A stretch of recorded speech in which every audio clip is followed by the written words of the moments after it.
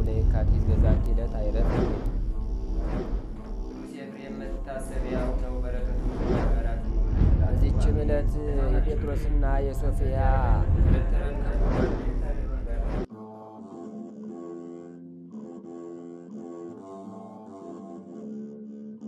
በስማ ወልድ ወመንፈስ ቅዱስ አሐዱ አምላክ አመሰብኡ ለሰንህ በዛቲ ዕለት ኮነ ሰማዕተ ቅዱስ ወቡሩክ መዋኢ አባ አበስኪሮስ ዘእምሀገረ ቀሊን። አንድ አምላክ በሆነ በአብ በወልድ በመንፈስ ቅዱስ ስም ሰኔ 7 በዚች ቀን ቀሊን ከምትባል አገር ቅዱስና ቡሩክ ድል አድራጊም የሆነ አባ አበስኪሮን በሰማዕትነት ሞተ። ይህም ቅዱስ ከእንዴናው ገዥ ከአርያኖስ ጭፍራ ውስጥ ነበር። የከሃዲው ንጉሥ የዲዮቅልጥያኖስ ስለ አምልኮ ጣዖት የሆነች ትእዛዝ በደረሰች ጊዜ ወዲያውኑ ይህ ቅዱስ በሕዝብ መካከል ተነስቶ ንጉሡን ረገመው፣ ጣዖታቱንም ሰደበ። ወታደር ስለሆነም ያሰቃየው ዘንድ ማንም አልደፈረም። ነገር ግን በንጉሡ አዳራሽ ውስጥ አሰሩት። መኮንኑም ወደ ሀገረ አስዩጥ በሄደ ጊዜ ወደ ንጉሥ ላከው። ከእርሱም ጋር ሌሎች ወልፊዮስ፣ አርማኒዎስ፣ አርኪያስ፣ ጴጥሮስ፣ ቀራኒዎስ የተባሉ ነበሩ። እሊህም ክብር ይግባውና ስለ ጌታችን ኢየሱስ ክርስቶስ ደማቸውን ሊያፈሱ ከአባ አስኪሮን ጋራ ተስማሙ። በንጉሥም ፊት በቆሙ ጊዜ በጌታችን ታመኑ። ንጉሡም ትጥቃቸውን ይቆርጡ ዘንድ በየአይነቱ በሆነ ስቃይም እንዲያሰቃዩቸው አዘዘ። ንጉሡ እንዳዘዘም አደረጉባቸው። ከኒህ ከአምስቱ ግን ራሶቻቸውን የቆረጧቸው አሉ፣ የሰቀሏቸውም አሉ። እንዲህም ገድላቸውን ፈጽመው የሕይወት አክሊልን ተቀበሉ። የከበረ አበስኪሮን ግን ታላቅ ግርፋትን እንዲገርፉ ታዘዘ። ከዚያም በኋላ ከራሱ እስከ አንገቱ ቆዳውን እንዲገፉ በፈረስ ጅራትም አስረው በከተማው ውስጥ እንዲጎትቱ ታዘዘ። ይህንንም ሁሉ አደረጉበት። ከዚህም በኋላ በብረት ምጣድ ውስጥ አድርገው በላዩ አፉን ዘግተው ተሸክመው ወስደው በውሽባ ቤት ማንደጃ ውስጥ ጨመሩት። በስቃዩም ውስጥ ሁሉ የእግዚአብሔር መልአክ ወደ እርሱ ይመጣና ያጽናናው ነበር፣ ያስታግሰውም ነበር። ያለምንም ጉዳት አድኖ በደህና ያስነሳው ነበር። ከማሰቃየቱም በደከመ ጊዜ ከስራየኞች ሁሉ የሚበልጥ በስራዩም ወደ አየር ወጥቶ ከአጋንንት ጋር የሚነጋገር ስራየኛ መጣለት። እርሱም የውሽባ ቤቱን ዘግተው ሽንት እንዲጨምሩበት እንዲረጩበት አዘዘ። እንዲሁም አደረጉ። እባቡንም ይዞ በላዩ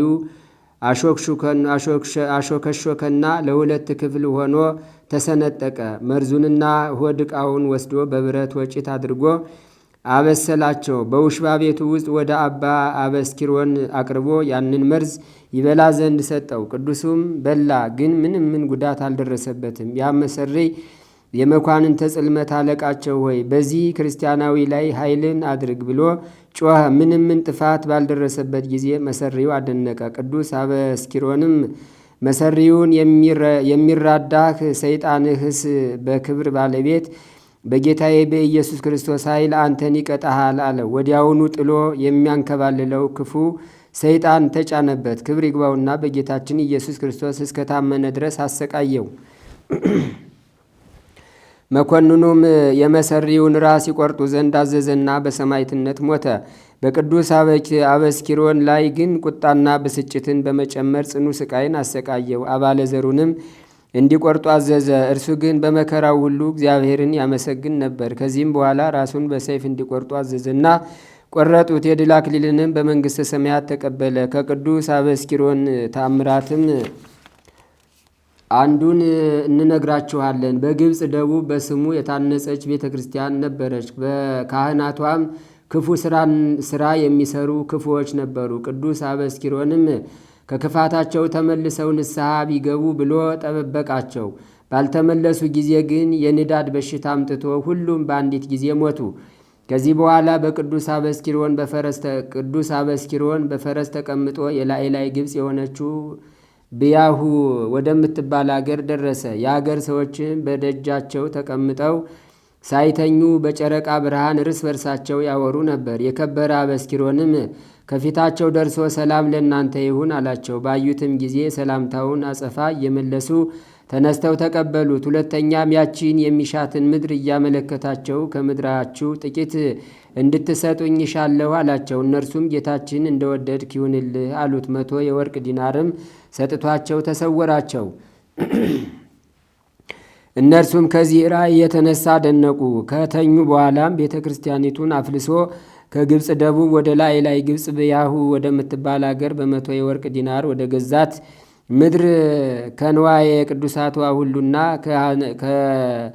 ከአጸዷ ጋር አምጥቶ በዚያ ቆማት። የአገር ሰዎችም በጠዋት ነቅተው ወደ ውጭ በወጡ ጊዜ ቤተ ክርስቲያኒቱን በደጃቸው አገኟት። እጅግ ፈጽሞም አደነቁ፣ ምስጉን እግዚአብሔርንም አመሰገኑት። ከዚያች ጊዜ ጀምሮ ድንቅ ታምር የሚደረግባት ሆነ። ለእግዚአብሔርም ምስጋና ይሁን፣ እኛንም በዚህ ሰማዕት ጸሎት ይማረን፣ በረከቱም ከእኛ ጋር ትኑር ለዘላለሙ አሜን።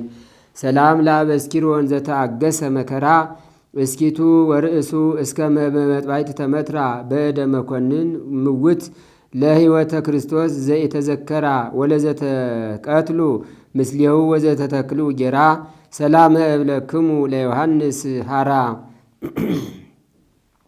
ሰላመ እብሎሙ ለሐምስ ሃራ። በዚችም ዕለት መኮንን አርማኒዎስ ያሰቃያቸው የ16,000 ሰማዕታት የረፍታቸው መታሰቢያ ሆነ።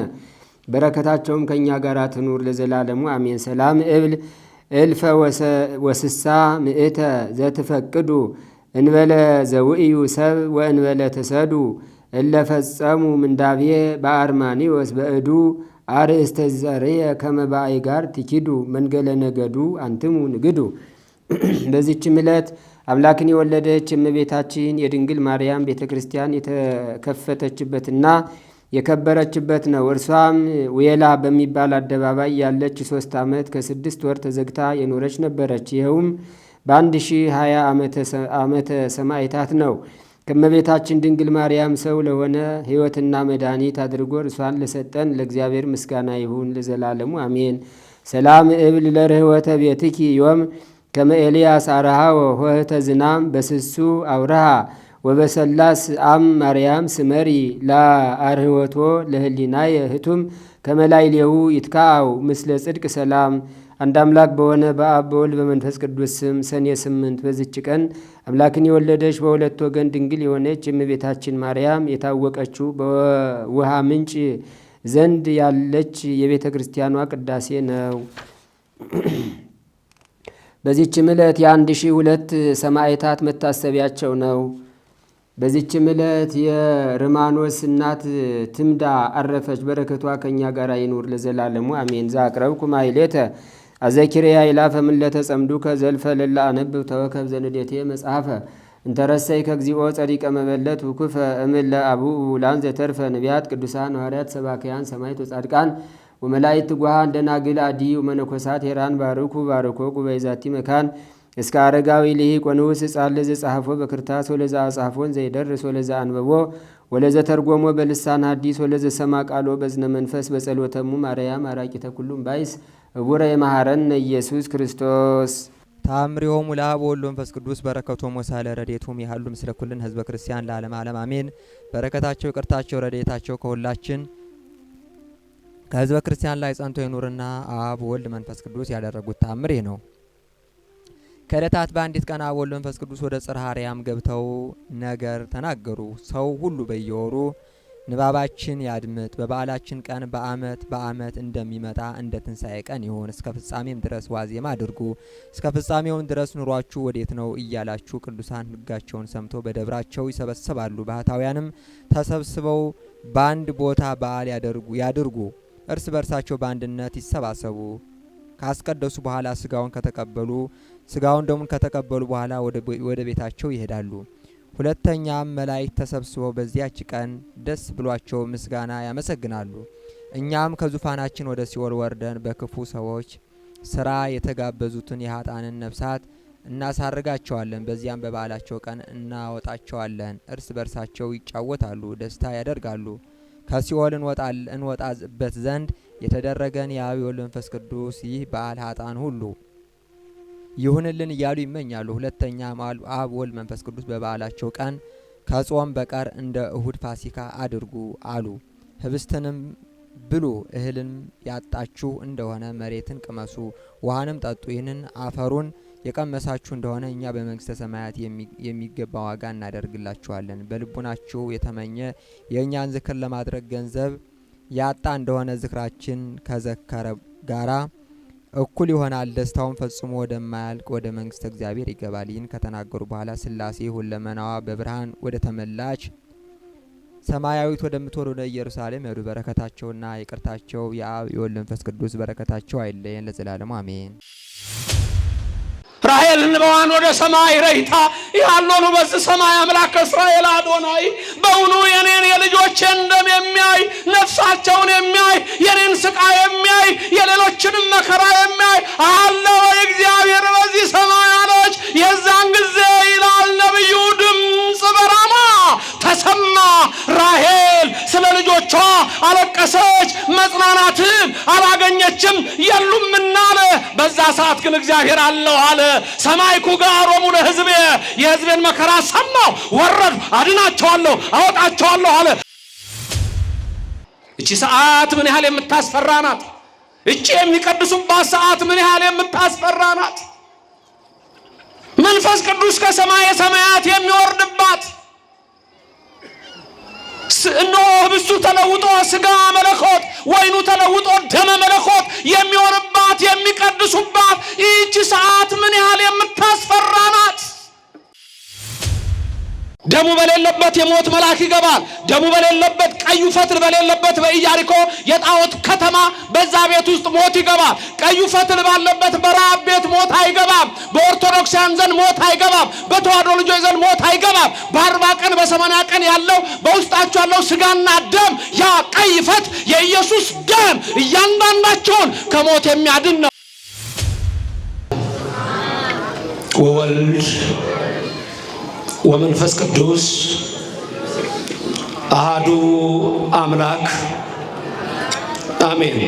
የኢትዮጵያ ኦርቶዶክስ ተዋሕዶ ቤተክርስቲያን ከሌላው ዓለም የምትለይበትን የሃይማኖትና ምግባር ሁለቱን የያዘ ይሆናል። ትምህርቱ ትኩረት የሚሰጠው ረአብ በተባለች በአንዲት ሴት ታሪክ ይሆናል። ይህች ሴት ሌላ ስም አላት፣ ራኬብ ትባላለች። የትምህርታችን ርዕስ ግን ቀዩ ፈትል በሚል ይሆናል። ሰው ለሰው አስታዋሽ ነው። ሰው ለሰው አሳሳቢ ነው።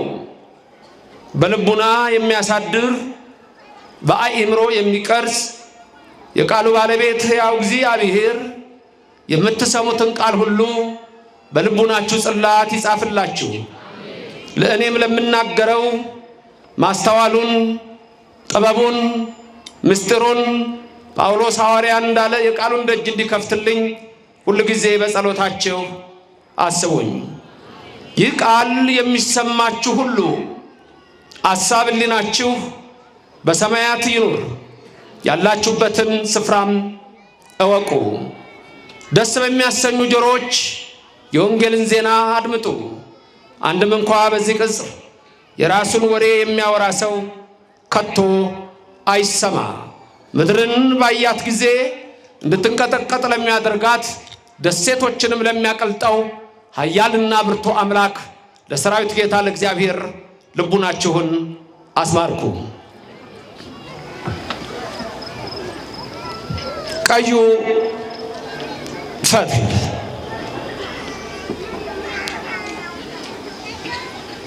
ይህ ትምህርት ቅድም እንዳልኳችሁ የኢትዮጵያ ኦርቶዶክስ ተዋሕዶ ቤተክርስቲያን ከሌላው ዓለም የምትለይበትን ሃይማኖትና ምግባር ይገልጻል። በሃይማኖት ውስጥም አምላክ እግዚአብሔር እንደሆነ የምናይበትና የሥጋው ደሙ ምስጢር በዚህ ትምህርት እንረዳለን። የኢትዮጵያ ቤተክርስቲያን ከሌላው ዓለማት ሁሉ የምትለየው እንዲሁም ሕዝቧ መሰረታችን እግዚአብሔር ስለሆነ ነው። ሁለት አይነት መሰረት አለ። ጠንካራ አለት አለ፣ ድቡሽት አለ። ጌታችን አምላካችን መድኃኒታችን ኢየሱስ ክርስቶስ በልብ መታሰቡ በቃል መነገሩ ከፍ ከፍ ይበልና ቃሌን ሰምቶ የሚያደርገው ሰው ቤቱን በጠንካራ አለት ላይ የሰራ ሰውን ይመስላል ይላል። እዛው ደግሞ ቃሌን ሰምቶ የማያደርገው ሰው ቤቱን በአሸዋ በድቡሽት ላይ የሰራ ይመስላል። ነፋስ ነፈሰ፣ ጎርፍ ጎረፈ፣ ወጀብ ወጀበ፣ ያን ቤት ገፋው። በአለቱ ላይ ያለው አልወደቀም፣ በአሸዋው ላይ ያለው ግን ወደቀ ይላል። ይሄ ማለት ሁለት የእምነት ድርጅቶች እንደማለት ነው፣ ኦርቶዶክስና ሌላው ዓለም። ሁለት አይነት መሰረቶች እነዚህ ሲሆኑ በፍልስፍናው ዓለም በሪሊጂየስ ፊሎሶፊና እንዲሁ በተለያየ አስተሳሰብ በቴዎሎጂካል ኮንሰፕት ሁለት አይነት እሳቤዎች አሉ። በእንግሊዘኛው አንትሮፖሴንትሪክ የሚባለው ኮንሰፕትና ቴዎሴንትሪክ የሚባለው ኮንሰፕት ነው። አንትሮፖሴንትሪሲዝም እና ቴዎሴንትሪሲዝም ይባላል። ብዙ አላወራም እዚህ ላይ ችግር የለም፣ በቀላሉ ልንገራችሁ። በእግዚአብሔር ላይ የተመሰረተና በሰው ላይ የተመሰረተ አለቅ። ይሄ ማለት ነው አሁን ያወራሁት። በማንና በማ የመጀመሪያው በማ ላይ የተመሰረተ፣ ሁለተኛው ደግሞ በማ ላይ የተመሰረተ በሰው ላይ። የኛ ቤተክርስቲያን የተመሰረተችው በማ ላይ ነው? ራሱ ክርስቶስ ላይ ነው። በዚህ አለት ላይ ቤተክርስቲያን እንሰራለን ሲል ጴጥሮስ አብነት ምሳሌ ነው እንጂ አለቱ ጴጥሮስ አይደለም። የጴጥሮስ የስም ትርጓሜ አዎ አለት ነው። ቤተክርስቲያንም በመምህርነት በአብነት ያገለግላል እንጂ ጴጥሮስ ቤተክርስቲያን የተሰራችው በዚች አለት ላይ የሚላት ሰዎች ማን ይሉኛል ብሎ በፊልጵስዩስ ዘቂሳርያ አንድ ቀን ጌታ ደቀ መዛሙርቱን ጠየቀ። የማቴዎስ ወንጌል ምዕራፍ 16 ከቁጥር 13 ጀምሮ ያለው ቃል ይነግራችኋል። ሰዎች ማን ይሉኛል አላቸው። እነሱም የተለያየ መልስ ሰጡ። ጌታ ሆይ መጥምቁ ዮሐንስ ከሞት ተነስቷል የሚለው አሉ። ጌታ ሆይ ከነቢያት አንዱ መጥቷል ይላሉ። ኤርሚያስ ነው ይለዋል፣ ሙሴ ነው ይለዋል፣ ኤልያስ ነው ይለዋል፣ ኢያሱ ነው ይላል እያሉ ዘረዘሩ። ከዛ በኋላ እሺ ሰው ይሄን አለ፣ እናንተስ ማን ትሉኛላችሁ ብሎ ደቀ መዛሙርቱን በጠየቀ ሰዓት መልስ የሰጠው ሊቀ ሐዋርያት ቅዱስ ጴጥሮስ ነበረ። እሱም መለሰ፣ አንተ ውእቱ ክርስቶስ ወልደ እግዚአብሔር ሕያው፣ አንተ የሕያው እግዚአብሔር ልጅ እግዚአብሔር የሆንክ አምላክ ወልደ አምላክ ነህ አለው። ጌታም ኢየሱስ ክርስቶስ ጴጥሮስ እንዲህ አለው፣ ጴጥሮስ ይሄን የገለጸልህ ሥጋና ደም አይደለም በሰማይ ያለ አባቴ ነው የገለጸልህ አለው። አውቆታልና ከሰማያ ሰማያት የወረደው ኢየሱስ ክርስቶስ እሱ እግዚአብሔር ነው፣ ከሦስቱ አካላት አንዱ ነው። እሱ ሰማይን የፈጠረው ነው፣ ምድርን የዘረጋው ነው። ስለዚህ ቅዱስ ጴጥሮስ የመለሰው መልስ ትክክል ነበር። አንተ ውእቱ ክርስቶስ፣ አንተ ክርስቶስ ነህ አለው። በዚች አለት የሚለው ክርስቶስ በሚለው አለት ላይ ነው። በዚህ ስም ላይ ቤተክርስቲያንን እሰራታለሁ፣ የገሃነም ደጆች አይችሏትም።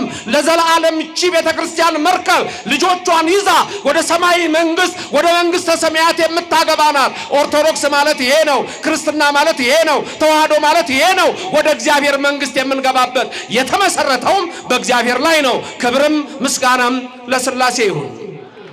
በሰው ላይ የተመሰረተና በእግዚአብሔር ላይ የተመሰረተ። ለምሳሌ በቀላሉ እንዴት አመሻችሁ? ማይመስገን በእንግሊዘኛ ልለውጠው ጉድ ኢቭኒንግ። መልሱ ምንድን ነው? ጉድ ኢቭኒንግም ላይ እግዚአብሔር ይመስገን ነው። እንግሊዘኛው ላይ እንዴት አደራችሁ? እንዴት ዋላችሁ? እንዴት አመሻችሁ? ጉድ ሞርኒንግ። መልሱ ምንድን ነው? ጉድ ሞርኒንግ። ጥሩ ጠዋት፣ ጥሩ ጠዋት። በቃ እንደሱ እኮ ነው። ጉድ አፍተርኑን፣ ጥሩ ሰዓት። መልሱ ምንድን ነው? ጉድ አፍተርኑን፣ ጥሩ ከሰዓት። ጉድ ኢቭኒንግ። መልሱ ምንድን ነው? ጉድ ኢቭኒንግ። አልተመሰረቱማ በእግዚአብሔር ላይ። ባህልህ፣ ስርዓትህ፣ ባህልሽ፣ ስርዓትሽ፣ ማንነትሽ፣ መገለጫሽ የኦርቶዶክስ ተዋህዶ እምነት በመላው ኢትዮጵያ የተመሰረተው በእግዚአብሔር ላይ ነው። ስለዚህ ማይመስገን ክብር ምስጋና ይግባው። ማይመስገን እግዚአብሔር የተመሰገነ ይሁን። በማን ላይ ነው የተመሰረታችሁት? በእግዚአብሔር ላይ ነው የተመሰረታችሁት። ቴዎሴንትሪክ፣ ቴዎስ ማለት ጋድ ማለት ጋድ ሴንተርድ ማለት ነው። ቴዎሴንትሪክ የሚለው ጋድ ሴንተርድ ማለት ነው። አንትሮፖስ ማለት የግሪክ ቃል ነው፣ ማን ማለት ነው። አንትሮፖሴንትሪክ ማለት ማን ሴንተርድ ማለት ነው። በሰው ላይ የተመሰረተ ቀላል ነገር። አንድ ሰው ስጦታ ሲሰጣችሁ መልሳችሁ ምንድን ነው? አታመሰግኑም እንዴ? ሰው ስጦታ ሲሰጥ ነጥቃ ኪስ ነው የምትከተው? ማይመስገን እግዚአብሔር ይመስገን ስጦታ ላይ ነው። አሳሳትኳችሁ። ማይስጥልኝ። ከዛ እሱስ ምን ይላል? አሜን አብሮ ይስጠን። አዎ ለሁላችንም አብሮ ይስጠን። ይሄ ደግሞ ምን ይባላል መሰላችሁ? ኢንዲቪጁዋሊዝም አይደለም የኛ እምነት። ኢንዲቪጁዋሊዝም፣ ኮንሱመሪዝም የሚባሉ እሳቤዎች አሉ። ኢንዲቪጁዋሊዝም ግለኝነት ነው። ለምሳሌ መካነ ኢየሱስ ቢያገኝህ፣ ሙሉ ወንጌል ቢያገኝህ፣ ሬማ ቢያገኝህ፣ ሌላውም ቢያገኝህ አንድ ነገር ነው የሚልህ፣ ኢየሱስን እንደ ግል አዳኝ አድርገህ ተቀበል አይደለም? እንደምን አድርገህ ተቀበል? እንደ ግል። እቺ የመጣችው ከአውሮፓ ነው። ኢንዲቪጁዋሊዝም ነው። ተመልከቱ፣ እኔ ላይ የተመሰረተ ነው። ሰው ላይ ነው የተመሰረተው። ማን ሴንተርድ ነው። አንትሮፖሴንትሪክ ነው። የኔና የናንተ ግን እግዚአብሔር ይስጥልኝ ማይስጥልኝ እግዚአብሔር ሰጪ እግዚአብሔር ነው። ዝናብ ከሱ ነው፣ ፀሐይ ከሱ ነው፣ በረከት ከሱ ነው፣ አየር ከሱ ነው፣ ሁሉ ነገር ከሱ ነው። የሰው ልጅ አንድም በዚህ ምድር ላይ ያመጣው ነገር የለም። አንድ ብርጭቆ እንኳን ውሃ ያመጣ የለም። ይሄን ማድረግ የሚችል የኔና የናንተ አምላክ እሱ የሰራዊት ጌታ ስሙም እግዚአብሔር ነው። ያቺ ማርያም እህተ ሙሴ እንደተናገረች እግዚአብሔር ስሙ እግዚአብሔር ነው አለች። አዎ እግዚአብሔር ስሙ እግዚአብሔር ነው። ክብር ምስጋና ይግባው። ክብርና ምስጋና ለስሙ ይድረሰው። እግዚአብሔር ይመስገን እንላለን። ይሄ ነው ልዩነታችን፣ በሰው የተመሰረተና በእግዚአብሔር። ስለዚህ ኦርቶዶክስ በእግዚአብሔር የተመሰረታችሁ ናቸው። ሌሎች እምነቶች በጠቅላላ በሰው የተመሰረቱ ናቸው። እሱ ነው ልዩነቱ። ከንግግርህ ከባህልህ ጀምረህ ይሄንን ወቅ። ይሄ ነው ሁሉ ነገራችን። ስንሞት እንኳን ስንቀበር እግዚአብሔራዊ ነው። ቀብር ራስ ወዴት ነው የሚደረገው? ወደ ምዝራብ። ቆይ ዝም በሉ እርሶ። ቆይ ልጆችዎት ይናገሩ። እርሶማ እዚህ ጋር መጥተው መስበክ ያለቦት ነው። ንገሩኝ እስቲ እናንተ። አሁን ይሄ ልብ አትሉትም? አንዳንድ ነገር ካላስታወስ ነው ሊቀ ማእምራን ካላስታወስ ነው ሰው አያውቀውም፣ ልብ አይለውም። ልብ አትሉም? እስቲ ቀብር ራስ ወዴት ነው የሚደረገው? ወደ ምዕራብ። አውሮፓ ብትሄድ ወይ ወደ ምዕራብ ነው ወይ ወደ ሰሜን ነው ወይ ወደ ደቡብ ነው። ግልብጥብጥ ነው የወጣው። ባቢሎን ነው። የሚስቴን ጸባይ መቻጣውት እንዳለው ሰውየው በዚህ ጋር እንሂድ ሲላት አይ በዚህ ጋር ትላለች። እሺ በዚህ ጋር ሲል በዚህ ጋር ግራ ነው የምታጋባው፣ ቤት ውስጥም ውጭም። አንድ ቀን ወደ ገጠር ሲሄዱ ውሃ ሞልቷል። አይ ይዟት ሄደ፣ ውሃ ይዟት ሄደ። እንኳን ውሃ ይዟት ሲሄድ ጠልፏት። ሰው ውሃ ወደሚወርድበት ወደ ታች ነው የሚፈልገው፣ ሰውየው ወደ ላይ። ምን ሆነሃል አንተ ሰውየው? ይዟት እኮ ከሄደ ወደ ታች ነው። አንተ እንደ ወደ የሚስቴን ጸባይ አታውቁም። ግራ ሲሏት ቀኝ ነች፣ ቀኝ ሲሏት ግራ ነች፣ ላይ ሲሏት ታች ነች አለ። ከዛ ጭራሽ ሰማይ ላይ ጎረምሮም ይላል ሳንጎደጉድ። ይሄ ደግሞ ከምን ጊዜው እዛ ሄደሽ ዕቃ መስበር ጀመርሻል። አንዳንድ ሰው እንደዚህ ነው ባህሪው። ወደ አውሮፓ ብትሄዱ ቀብር ራሱ ወይ ወደ ምዕራብ ነው ወይ ወደ ሰሜን ነው። አሜሪካ ብትሄዱ ወደ ፈለገው ነው እንዲህ የሚባል። እኔና እናንተ ግን እግዚአብሔራዊ ነው፣ ባህላችን ሳይቀር ኑሯችን ሳይቀር። ወደ ምዕራብ ለምን መሰላችሁ? ጳውሎስ ሐዋርያ የዛን ጊዜ ክርስቶስ ሲመጣ ፊት ለፊት እናየዋለን ይላል። ቅዳሴ ላይ ሰምታችኋል። ቅዳሴ ላይ መሃል ላይ ዲያቆኑ ምን ይላል? እለትነብሩ የሚለው ቃል ትዛላችሁ ወይ? በአማርኛ የተቀመጣችሁ ተነሱ፣ ከዛስ ውስተ ጽባህ ነጽሩ፣ ወዴት ተመልከቱ ይላችኋል? ወደ ምስራቅ። አሁን ወደ ምስራቅ ተመልከቱ ስለተባለ ሁላችሁም የቆማችሁት እኮ ወደ ምስራቅ ነው፣ ወደ መቅደሱ ነው። ምንድነው ምስጢሩ? የተቀመጣችሁ ተነሱ፣ ከጣዖት አምልኮ፣ ከኃጢአት፣ ከርኩሰት፣ ከአድመኝነት፣ ከሰረኝነት፣ ከዓለማዊ ርኩሰት ተነስ እኮ ዝም ብሎ መነሳት። ሰው ሁሉ ተቀምጧል እኮ በዛ ሰዓት። አረ ለምን ቆሟል እንጂ። ቆይ ዲያቆኑ በትንሹ በተደጋጋሚ ቅዳሴ ላይ የሚባል ቃል የትኛው ይመስላችኋል? በተደጋጋሚ መዘምራን በተደጋጋሚ እንደው የሚባል የትኛው ቃል ይመስላችኋል? ቅዳሴ ላይ ተንስኡ ለጸሎት። አሁን በትንሹ 13 ጊዜ ይባላል ተንስኡ ለጸሎት፣ በትንሹ 13 ጊዜ። እናንተም እንደዛው ምን ትላላችሁ? እግዚኦ ተሳለን። ቄሱ ደግሞ እጁን ዘርግቶ ምን ይላችኋል? ሰላም ለኩልክሙ ይላችኋል። እናንተ ደግሞ ምን ትላላችሁ? ምስለ መንፈስከ፣ በትርጓሜው እንደ ቃል ይደረግልን ትላላችሁ። ሚስጥሩ የአዳምና የነፍሳት ነው። እሱ ውስጥ አሁን አልገባም። ተንሱ ለጸሎት፣ ተንሱ ለጸሎት፣ ተንሱ ለጸሎት። በዛ ሰዓት እንደው ውሃ እንደሚጠጣ ዶሮ እንደው ብቅ ጥልቅናል እንዴ? ቁጭ ብድግ ነው ለምን? ቅዳሴ ላይ ተንሱ ለጸሎት አይደለም። ሚስጥሩ ግን ምንድነው? ጸሎት ላይ ነው ያለኸው፣ ጸሎት ላይ ነው ያለሽው። ሐሳብህን ሰብስብ። አንዳንድ ሰው ሐሳቡን አይሰበስብ። ቄሱ እየቀደሰ እሱ እንትን ሲሉሉ ተሰጦ ሲቀበል ልቡ የለም። አሁን ይሄ ሁሉ መስተካከል በካህናትም በመነን መስለም ይላል። የለም ልቡ የለም። ቤት ውስጥ ችግር የለም። ማማ የፈለጉትን በሉ። እዛ እየጸለዩ አለ ያቋርጡ የለ ኧረ አንቺ ልጅ ሰዓቱ ከፍ አለ ወዲህ መጥተው ደግሞ ጸሎት ኧረ ተይ ሊገነፍል ነው ኧረ ሰዓቱን ቀድሽ ምንም አይኮነኑም እርሶ ጻድቅ ነዎት ልንገሮት ልብህን ግን ሰብስብ ነው በቅዳሴ ሰዓት ደግሞ እርሶ ያንን ይበሉ ማለት አይደለም ደግሞ ደገፈኝ መምህር ዘበነ ብለው በቅዳሴ መሃል ሁሉ እንዳያቋርጡ የለም ሆዱን ያመመው ካልሆነ በስተቀር ከቅዳሴ ወጥቶም የሚሄድ የለም ህመም ካላጋጠመው ለተልኮ ከሚፋጠሩ ዲያቆናት በስተቀር ምክንያቱም ቅዳሴው ሲጀምር ገና ሚመጠን ግርምት ዛቲ ዕለት ወእጽብት ዛቲ ሰዓት እቺ ሰዓት ምን ያህል የምታስፈራ ናት እቺ የሚቀድሱባት ሰዓት ምን ያህል የምታስፈራ ናት መንፈስ ቅዱስ ከሰማየ ሰማያት የሚወርድባት እነሆ ህብስቱ ተለውጦ ስጋ መለኮት ወይኑ ተለውጦ ደመ መለኮት የሚወርባት የሚቀድሱባት ይህች ሰዓት ምን ያህል የምታስፈራ ናት እንዲህ ተብሎ እኮ ነው የሚጀመረው በቀን መላእክት 300 መላእክት አሉ በቅዳሴ ሰዓት እልፍ አላፋት ሊሆኑ ይችላሉ ከመላእክት ጋር የምንቆምባት የተዋህዶ መቅደስ የተመሰረተችው በእግዚአብሔር ነው ሃይማኖትና ምግባር ነው እንግዲህ ቀዩ ፈትል ሚስጥሩ ይሄ ነው ነገሩ እንዲህ ነው መጽሐፈ ኢያሱ ወልደ ነዌ ምዕራፍ 2 እስራኤል ከግብፅ ወጥተው በሰጢም ሰፍረዋል ኢያሪኮ ከፊት ለፊት ናት ኢያሪኮ ታላቅ ከተማ ናት ከተማይቱ የጣዖት ናት ኢያሪኮ ማለት ወር ከሚለው ጋር የተገናኘ ኢያሪሆ ምንለው ጨረቃ ማለት ነው በኢያሪኮ የሚመለከው ጨረቃ ነው እግዚአብሔር አልነበረም ያኔ ከሙሴ ቀጥሎ ህዝቡን እየመራ የመጣው ኢያሱ ነበር የነዌ ልጅ ኢያሱ በሰጢም ሰፍረው ሳሉ ሁለት እነሆ የሱን ሰዎች ሂዱና ኢያሪኮን ሰልላችሁ ነው ብሎ ላካቸው ሁለቱ ሰላዮች ካሌብና ሶሎሞን ኢያሪኮውያንን ስለፈሩ እንዳይገሏቸው ወዲያውኑ ፈጥነው ወደ ረዓብ ዘማ ቤት ገቡ በሌላ ስሟ ራኬብ ወደ ራኬብ ቤት ገቡ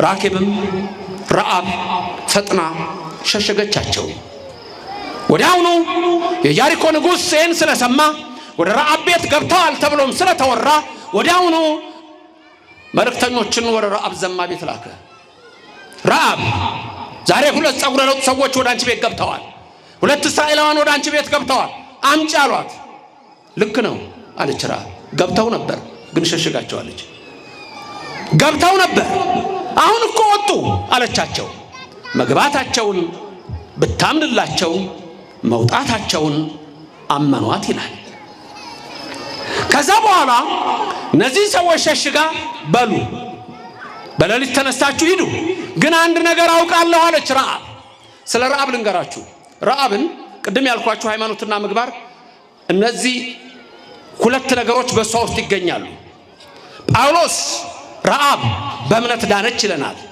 ያዕቆብ ረዓብ በምግባር ዳነች ይለናል ሃይማኖትና ምግባር ሁለቱ የሚገናኙ ነገሮች እንደሆኑ ጳውሎስ ሐዋርያ በዕብራውያን መልእክቱ ምዕራፍ 11 ቁጥር 31 ላይ ምንድነው የሚለው ጋለሞታይቱ ረዓብ ሁለቱን ሰላዮች በተቀበለች ጊዜ በእምነት የዳነች አይደለችምን ይልና በእምነት ድናለች ይላል በምን ድናለች በእምነት ድናለች ይሄን የሚለው ብርሃነ ዓለም ጳውሎስ ነው በረከቱ ይደርባችሁ ያዕቆብ ደግሞ ምን ይላል የቅዱሱ ሐዋርያ የተባረከው በረከት ሐዋርያ በእናንተ ላይ አድሮ ይኖር ያዕቆብ ደግሞ በምዕራፍ 2 ቁጥር 25 ላይ ምን ይላል ጳውሎስ በእምነት ዳነች ሲል ያዕቆብ ደግሞ እንዲህ ይላል እንደዚሁም ጋለሞታይቱ ረዓብ ደግሞ መልእክተኞቹን ተቀብላ በሌላ መንገድ በሰደደቻቸው ጊዜ በስራ የጸደቀች አይደለችምን በምን የጸደቀች ቀደም ጳውሎስ በምን አለ በእምነት ያዕቆብ ደግሞ በምን የዳነች ነች አለ በስራ ሁለቱ ሲደመር ምን ተብሎ ይጠራል ሃይማኖትና ምግባር ይሄ ትልቁ ከፕሮቴስታንት ጋር ያለ ልዩነት ነው በፕሮቴስታንት እምነት ስራ አያድንም እምነት ብቻ ነው ጸጋ ብቻ ነው ብለው ሲናገሩ ሰማላችሁ መጽሐፍ ቅዱስ ሙሉ በሙሉ አይደግፈውም ድንገት ዛሬ ከፕሮቴስታንት እምነት የመጣችሁ ሰዎች ካላችሁ ቁርጣችሁን ወቁት ጌታ ሆይ የሚለኝ ሁሉ መንግስተ ሰማያት አይገባም ማቴዎስ 7:21 ራሱ ጌታ ሲናገር በማቴዎስ ወንጌል ምዕራፍ 28 ላይ ቁጥር 19 ላይ ሂዱና አሕዛብን ሁሉ አጥምቁ ካለ በኋላ በምን ስም አጥምቁ አላቸው? በአብ በወልድ በመንፈስ ቅዱስ ስም። ከዛስ የምነግራችሁን ትእዛዛት እንዲጠብቁ አስተምሯቸው። ትእዛዛት ስራ። በማቴዎስ ወንጌል ምዕራፍ 25 ቁጥር 31 ላይ ጌታችን ኢየሱስ ክርስቶስ ዳግም በሚመጣበት ሰዓት የሚጠይቃቸው ጥያቄዎች የሥራ ጥያቄዎች ናቸው። በእምነት ድኛለሁ በጸጋው ድኛለሁ የሚለው መፈክር አይሰራም። ተመልከቱ፣ በእኛ እምነት ይሄ ነው ያለው። ስለዚህ ረዓብ በሃይማኖቷና በምግባሯ የዳነች ሴት ነች። ዝሙተኛ የነበረች፣ ኃጢአተኛ የነበረች፣ እግዚአብሔር ግን የፈወሳት ሃይማኖትና ምግባር። ደግሞ የሚገርማችሁ እኮ የጌታ ቅድሚያ ትሆናለች እኮ። አይደንቅም? ረዓብ ሶሎሞን መጨረሻ ላይ ያገባታል። የማቴዎስ ወንጌል ምዕራፍ 1 ላይ ከሚጠቀሱት ሴቶች መካከል አንድ 4 ሴቶች ሲጠቀሱ አንዷ የተጠቀሰችው ራኬብ ናት፣ ረዓብ ነች። እቺ ዘማኝ ነበረች ሴት፣ ለክርስቶስ ቅድማያት እስከምትሆን ድረስ የተመረጠች ታላቅ ሴት ነች። ሃይማኖትና ምግባር እንዲህ ነው የሚያደርገው።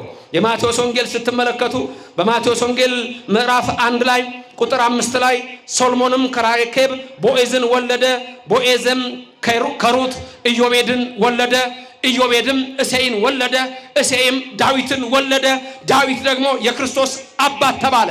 ማቴዎስ ወንጌሉን ሲጽፍ መጽሐፈ ልደቱ ለእግዚእነ ኢየሱስ ክርስቶስ ወልደ ዳዊት ወልደ አብርሃም ብሎ የሚናገረው ይህንን ነው። ረዓብ እንዴት ታላቅ ሴት እንደሆነ ተመልከቱ ይላል ጳውሎስ። ያዕቆብም እንዴት ታላቅ ሴት እንደሆነ ተመልከቱ ይላል። እቺ ረዓብ እንዴት ታላቅ ሴት እንደሆነች የሚለው ታሪኩ አሁን የምነግራችሁ ነው። የሚገርም ነው። አገሯ የሚመለከው ጣዖት ነው። የሚመለከው ጨረቃ ነው። የሚመለከው የቆመ ምስል ነው። ኢያሪኮ የጣዖት ከተማ ናት። በዛ ሰዓት ላይ ግን እቺ ሴት ምን አለች? መጽሐፈ ኢያሱ ወልደ ነዌ ምዕራፍ 2 ላይ የምታገኙት ታሪክ ይገርማል። እነዚህም 2 ሰላዮች ምን አለቻቸው? የደበኳችሁ ለምን መሰላችሁ አለች።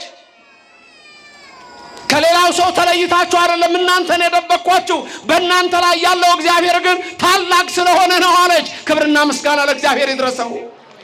በእናንተ ላይ ያለው አምላክ ታላቅ ስለሆነ ነው አለች። ልባችን ቀልጧል አለች ሰምተን ስለናንተ። እግዚአብሔር አምላክ በ9 መቅሰፍት በ10ኛ ሞተ በኩር በ11ኛ ስጥመት ከግብፅ እንዴት እንዳወጣችሁ እናውቃለን አለች። የራሔልን እንባ አይቶ ያቺ ምስኪን ራሔል ባሏ ስምዖን ይባላል፣ በግብፅ አገር ነበረች።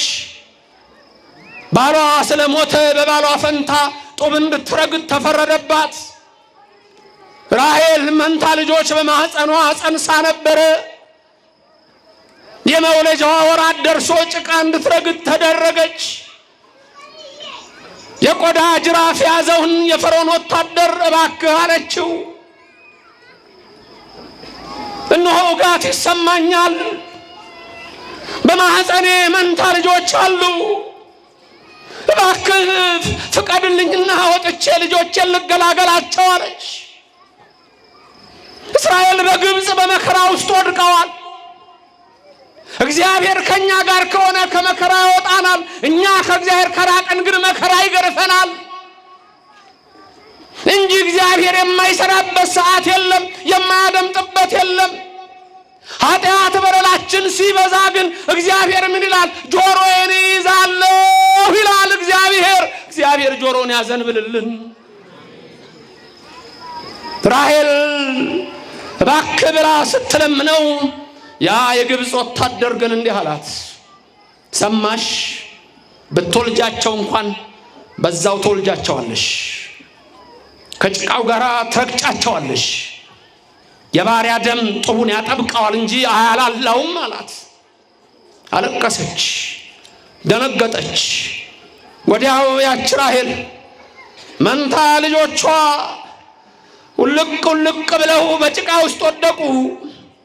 በዛ ሰዓት የፈርዖን ወታደር በምጥ ሰዓት፣ በመከራ ሰዓት፣ በጭንቀት ሰዓት በቆዳ ጅራፍ ይገርፋት ነበረ።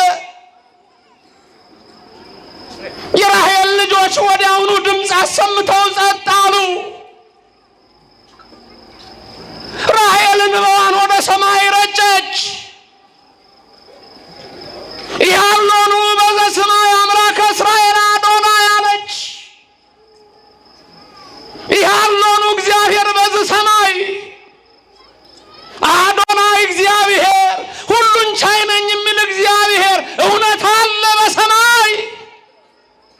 መከራ ሲበዛ ያሰኛል። ስቃይ ሲበዛ አለ ወይ እንላለን። አንዴ ብቸኝነት ሲሰማ እንዲህ እንላለን። ባዶ ስንሆን እንዲህ እንላለን። ኑሮ ሲከብደን እንዲህ እንላለን። ራሔል እንባዋን ወደ ሰማይ ረይታ ያለኑ በዚህ ሰማይ አምላክ እስራኤል አዶናይ በእውኑ የኔን የልጆቼን ደም የሚያይ ነፍሳቸውን የሚያይ የኔን ስቃይ የሚያይ የሌሎችንም መከራ የሚያይ አለ ወይ እግዚአብሔር በዚህ ሰማይ አለች። የዛን ጊዜ ይላል ነብዩ ድምፅ በራማ ተሰማ። ራሔል ስለ ልጆቿ አለቀሰች፣ መጽናናትን አላገኘችም የሉምና አለ። በዛ ሰዓት ግን እግዚአብሔር አለው አለ።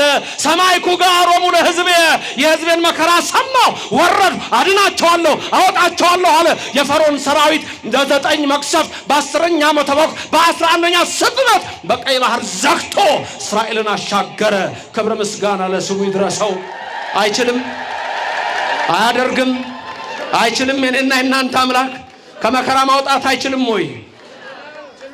አይችልም ወይ? ክብርና ምስጋና ለስሙ ይድረሰው። እናመሰግነዋለን። የናንተ አምላክ እኮ አምላክ ነው አለች፣ የሚሰማ ነው አለች።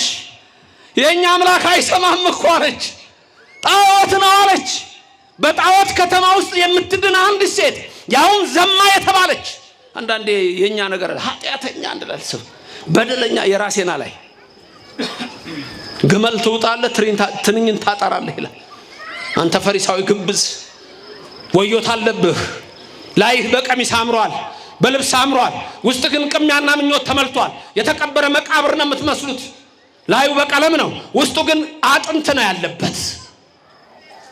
በሰው ላይ በኃጢአት የሚናገር ትውልድ ነው የበዛው። በተለይ በዚህ ዘመን የከሌ ጉዷ ተገለጠ ይላል ቲክቶክ ላይ ወጥቶ። የከሌ ጉዷ እንዲህ አይነት ሰዎች ልንገራችሁ የንስሐን ቦታ እንኳን አያገኙም። አስጨንቀዋልና እግዚአብሔር ያስጨንቃቸዋል። ሰውን አንስተዋልና ስለ ኃጢአት የሚከታተል እግዚአብሔር ብቻ ነው፣ ሰው አይደለም። ስለዚህ እነዚህ ሰዎች እንደ ኤሳው ንስሐ እንኳን መግባት ይፈልጉ። ስማኝ፣ ቲክቶከር ላይ ያለ ስማኝ፣ በዩቲዩብ ያለ ስማኝ፣ በሶሻል ሚዲያ ያለ በሰው ላይ በክፋት ስትነሳ ንስሐ እንኳን ሳታገኝ እንደ ሄሮድስ ተልተህ ትሞታለህ። ምላስህ ባፍህ ይበሰብሳል። ይሄ እንደሚደርስ እወቅ። ዛሬ ካልተመለስክ በማ ላይ ትናገራለህ? ኃጢአትን መቆጣጠር እግዚአብሔር ነው። እሷ ዛሬ አንድ ነገር አድርጋ ማታ ተንበርክካ መታ ወደ መምሩ ኃጢአት ሰርቻለሁ ብላ ነስታ ይሆናል። አንተ ግን አልነጻህም። አንደበቴ የተከፈተ ነው እንደ መቃብር፣ እግርህ ደም ለማፍሰስ የሚፈጥን ነው፣ እጅም ደም የሚያፈስ ነው። በጉሮሯቸው ውስጥ ዘንዶ ነው ያለው አለ እግዚአብሔር። ከዛ ይሰውራችሁ። ከቅዱሳን ረድኤት በረከት ያሳትፈን። የአባቶቻችን የቅዱሳን በረከታቸው ትርዳን ትጠብቀን። በስራችን ሁሉ የእግዚአብሔር ቸርነት አይለየን። ሀገራችንን በጽኑ ሰላም ይጠብቅልን፣ ህዝቡን ከህዝብ ያስማማልን። በዓለም የተበተኑትን ህዝበ ክርስቲያን ወገኖቻችን በቸርነት ጠብቅልን። አቡነ ዘበሰማያት ይትቀደስ ስምከ ትምጻእ መንግሥትከ ወይኩን ፈቃድከ በከመ በሰማይ ከማሁ በምድር ሲሳየነ ዘለለ ዕለትነ ሀበነ ዮም ህድግ ለነ አበሳነ ወጌጋየነ ከመ ንሕነኒ ንህድግ ለዘአበሰለነ የታበአነ እግዚኦ ውስተ መንሱት አላ ድነን ነው ባልሃንም ኩሉ እኩይ እስመ ዚአከ ይእቲ መንግሥት ኃይል ወስብሐት ለዓለመ ዓለም። በሰላመ ቅዱስ ገብርኤል መልአክ ወእግዝእቴ ማርያም ሰላም ለኪ ድንግል በህሊናኪ ወድንግል በስጋኪ እመ እግዚአብሔር ጸባኦት ሰላም ለኪ ብሩክት አንቲ እምአንስት ወብሩክ ፍሬ ከርስኪ ተፈሥሒ ፍሥሕት ወምልዕተ ጸጋ እግዚአብሔር ምስሌኪ ሰአሊ ወጸልይ ምህረታ በፍቅር ወልድኪ ኢየሱስ ክርስቶስ ከመ ይስራይ ለነ ኃጣውኢነ ተማሂፀነ ብኪ ኦ እግዚእ ኢየሱስ ክርስቶስ ሰራይ ኃጢአት ስራይ ኃጢአቴ ወኃጢአተ ኩሉ ህዝብ ከማይሰራ ኃጢአት እግዚአብሔር ይፍታ። ንቁ ሚዲያ ለተመልካቾቹ ከሚያደርሳቸው ዕለታዊ ሳምንታዊና ወርሃዊ ዝግጅቶች መካከል የየዕለቱን ስንክሳር ወርሃዊና ዓመታዊ የቅዱሳን ገላትና ድርሳናትን በኢትዮ ማህበር የዩቲዩብ ቻናል ያቀርባል። የየዕለቱን ስንክሳር ባሉበት ሆነው በማድመጥ እንዲሁም ወርሃዊና ዓመታዊ የቅዱሳንን ዜና ህይወታቸውን በማድመጥ ከቅዱሳኑ በረከትና ረድኤት እንዲያገኙ ንቁ ሚዲያ የሁል ጊዜ ምኞቱ ነው። በየዕለቱ የሚለቀቁ ዜና ቅዱሳንን ላይክ፣ ሼር እና ሰብስክራይብ በማድረግ አገልግሎቱን ይደግፉ። ንቁ ሚዲያ ርቱ የቤተ ክርስቲያን ልሳን